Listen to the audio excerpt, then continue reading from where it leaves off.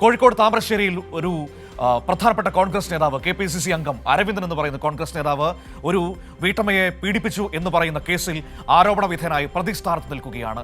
ഏറ്റവും പ്രധാനപ്പെട്ട കാര്യമെന്ന് പറയുന്നത് ഈ അന്വേഷണം ഇപ്പോൾ വഴിമുട്ടി നിൽക്കുന്ന ഒരു സാഹചര്യത്തിലേക്ക് കാര്യങ്ങൾ പോവുകയാണ്.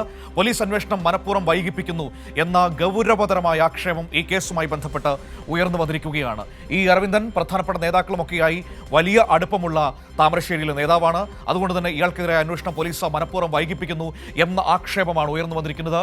അതോടൊപ്പം തന്നെയാണ് ഈ പരാതിയിൽ നിന്ന് പിന്മാറാൻ വലിയ സമ്മർദ്ദമാണ് അനുഭവിക്കേണ്ടി വരുന്നതെന്ന ഗൗരവതരമായ മറ്റൊരു പ്രശ്നം അതിജീവിതയായ ആ വീട്ടമ്മ ചൂണ്ടിക്കാണിക്കുന്നു എന്നതും പ്രധാനപ്പെട്ട കാര്യം തന്നെയാണ്.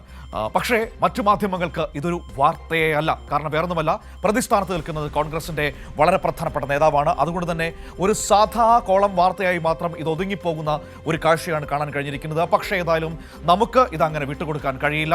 ഏതായാലും നോക്കാം എന്തൊക്കെയാണ് സംഭവിച്ചുകൊണ്ടിരിക്കുന്നതെന്ന്. മേഘ മാധവൻ കൂടി എന്നോടൊപ്പം ചേരുകയാണ് കോഴിക്കോട് നിന്ന്. മേഘ, ഗുഡ് മോർണിംഗ്. മേഘ, ഈ അന്വേഷണം ഇതിപ്പോൾ വഴിമുട്ടി നിൽക്കുന്ന ഒരു സാഹചര്യമാണോ? മനഃപൂർവ്വം വൈകിപ്പിക്കുന്നു എന്ന ആക്ഷേപമാണോ അവിടെ ഉയർന്നു വരുന്നത്? അതോടൊപ്പം തന്നെ ഈ കേസിൽ നിന്ന് പിന്മാറാൻ, പരാതി പിൻവലിക്കാൻ വലിയ സമ്മർദ്ദമാണോ ആ സ്ത്രീക്ക് മേൽ ഇപ്പോൾ ഉള്ളത്?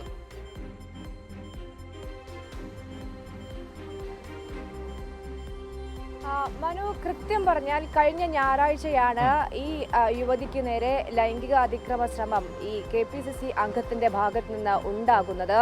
ഒരു കരാർ ജോലി പുതുക്കുന്നതുമായി ബന്ധപ്പെട്ട് സംസാരിക്കാൻ ആ പെൺകുട്ടിയെ ആ വീട്ടിലേക്ക്, അതായത് ഈ KPCC അംഗം അരവിന്ദൻ അവരുടെ വീട്ടിലേക്ക് വിളിച്ചു വരുത്തുകയായിരുന്നു.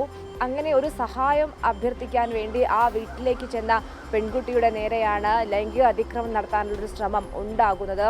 വളരെ മോശമായി തന്നെ ഈ KPCC അംഗം പെരുമാറി എന്നതാണ് ഈ പെൺകുട്ടിയുടെ പരാതി. ആദ്യം കൈക്ക് കയറി പിടിക്കുന്നു, പിന്നീട് വലിയ തരത്തിൽ മോശമായി ഈ പെൺകുട്ടിയോട് പെരുമാറുന്ന സാഹചര്യമുണ്ടായി.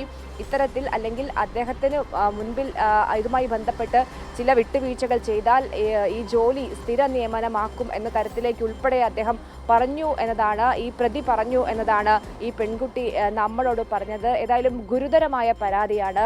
ആ പരാതിയിൽ തന്നെ വലിയ രീതിയിൽ ആ പെൺകുട്ടി ഉറച്ചു നിൽക്കുന്നു. ഏറ്റവും പ്രധാനപ്പെട്ട കാര്യം എന്നത് ഈ പരാതി പിൻവലിക്കാൻ വലിയ തരത്തിലുള്ള സമ്മർദ്ദമുണ്ട് എന്നതാണ് ഇപ്പോൾ ആ പെൺകുട്ടി പറയുന്നത്. ഈ ജോലി എന്നത് ഒരു താൽക്കാലിക ജോലിയായിരുന്നു. അത് തുടരാൻ അനുമതിക്ക് വേണ്ടിയാണ് ഈ പെൺകുട്ടി ഒരു KPCC അംഗം വിളിച്ചതിൻ്റെ പേരിൽ ആ വീട്ടിലേക്ക് ചെല്ലുന്നത്.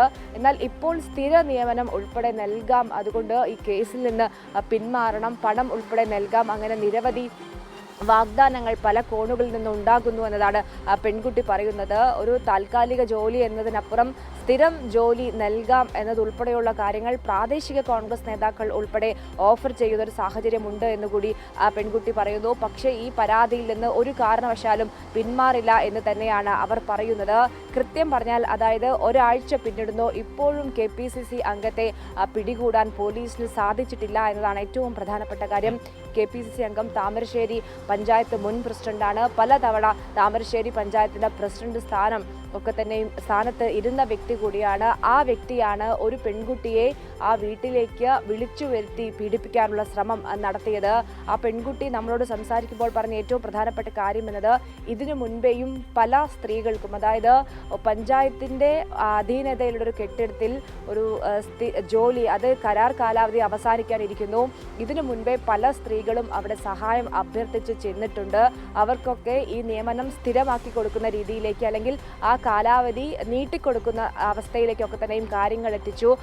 ആ പെൺകുട്ടി ഒരു സംശയം പ്രകടിപ്പിക്കുന്നത്, ഇത്തരത്തിൽ ഈ സ്ത്രീകളും ഒരു പക്ഷേ ഈ അരവിന്ദന്റെ പീഡനത്തിന് ഇരയായിട്ടുണ്ടാകാമെന്ന സംശയം കൂടി അവർ ഉന്നയിക്കുന്നു. ഏതായാലും ഗുരുതരമായ ആരോപണമാണ് ഉണ്ടായത്. വലിയ മാനസിക പ്രശ്നത്തിലായിരുന്നു. അങ്ങനെയാണ് പരാതിയുമായി താമരശ്ശേരി സ്റ്റേഷനിലേക്ക് എത്തുന്നത്. പോലീസിൽ പരാതി നൽകിയതിന് പിന്നാലെ 2 ദിവസങ്ങൾക്ക് ശേഷം ഇതുമായി ബന്ധപ്പെട്ട് കേസ് രജിസ്റ്റർ ചെയ്യുന്നു.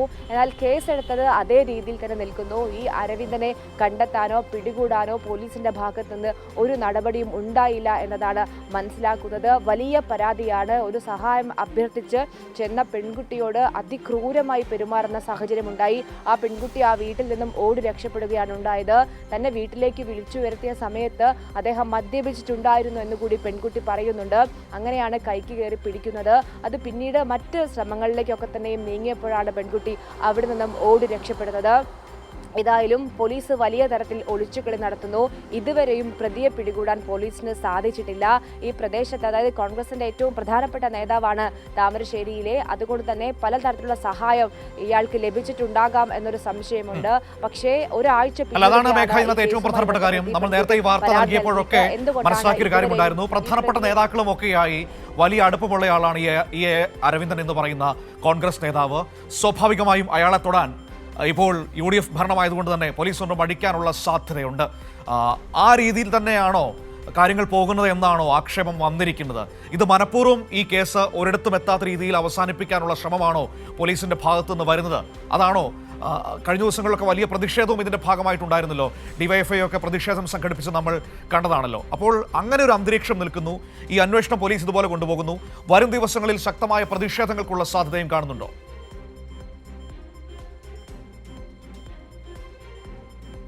മനു, തീർച്ചയായും DYFI അതിനൊപ്പം തന്നെ ജനാധിപത്യ മഹിളാ അസോസിയേഷൻ ഉൾപ്പെടെ വലിയ പ്രതിഷേധം താമരശ്ശേരിയിൽ സംഘടിപ്പിച്ച സാഹചര്യമുണ്ടായിരുന്നു.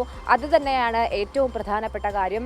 ഈ ഭരണ സ്വാധീനം ഉപയോഗിച്ചുകൊണ്ട് ഒരു പക്ഷേ ഇത് തേച്ചുമാച്ച് കളയാനുള്ള ഒരു ശ്രമം പോലീസിന്റെ ഭാഗത്തു നിന്ന് ഉണ്ടാകുന്നു എന്നതാണ് നമുക്ക് സംശയിക്കേണ്ടിയിരിക്കുന്നത്. ഇതുവരെ, അതായത് കഴിഞ്ഞ ഞായറാഴ്ചയാണ് ഈ അതിക്രമം ഉണ്ടാകുന്നത്. ഇതുവരെ പ്രതിയെ കണ്ടെത്താൻ പോലീസിന് സാധിച്ചിട്ടില്ല. പോലീസ് എന്തുകൊണ്ടാണ് ഒരു മെല്ലപ്പോക്ക് നയം ഈ കേസുമായി ബന്ധപ്പെട്ട് സ്വീകരിക്കുന്നത് എന്ന ആക്ഷേപം പല കോണുകളിൽ നിന്നും ഉയരുന്നു. പെൺകുട്ടി പരാതിയിൽ ഉറച്ചു നിൽക്കുന്നു. ആ പരാതിയുമായി വളരെ സ്ട്രോങ് ആയി തന്നെ മുൻപോട്ട് പോകും എന്നത് തന്നെയാണ് ആ പെൺകുട്ടി ഇന്നലെയും നമ്മളോട് പറഞ്ഞത്. പക്ഷേ പോലീസ് എന്തുകൊണ്ടാണ് ഇത്തരത്തിലൊരു നിസ്സഹരണം ഈ കേസുമായി ബന്ധപ്പെട്ട് കാണിക്കുന്നത് എന്ന സംശയമാണ് പല കോണുകളിൽ നിന്നും ഉയരുന്നത്. അതായത് ഒരു കാരണവശാലും ഈ പെൺകുട്ടിയുടെ പരാതിയിൽ തന്നെ പറയുന്നുണ്ട്, അതായത് തനിക്ക് നേരെ ഇത്തരത്തിലൊരു ലൈംഗിക അതിക്രമം ഉണ്ടാകുന്നു.